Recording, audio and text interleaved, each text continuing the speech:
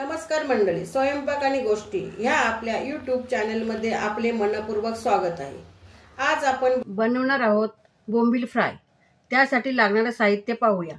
1.5 चमचा घरगुती आगरी कोळी मसाला घेतलेला आहे, 1 चमचा रवा घेतलेला आहे, 1 चमचा बेसन घेतलेला आहे, अर्धा छोटा चमचा गरम मसाला घेतलेला आहे, 1 चमचा तांदळाचं पीठ घेतलेलं आहे, अर्धा चमचा धना पावडर घेतलेला आहे, लसूण घेतलेले साफ करून आणि थोडीशी हळद आणि चवीनुसार मीठ घेऊया।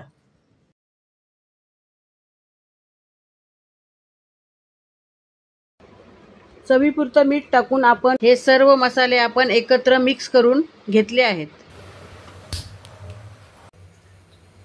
बोंबील फ्राय साठी आपण आता तेल टाकून घेऊया तव्यामध्ये।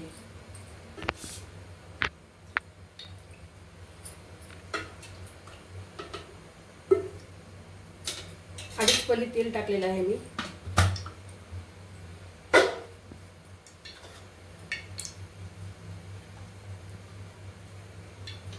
तापल्यावर त्याच्यामध्ये लसूण घालूया।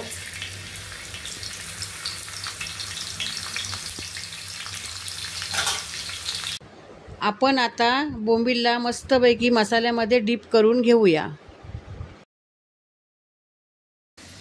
आणि हे तव्यावरती फ्राय करायचे।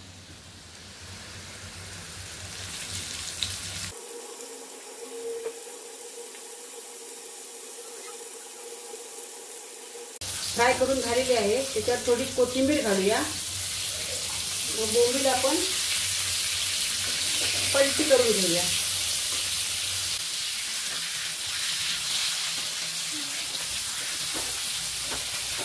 तो आपण बोंबील पलटी करून घेतलेले आहे।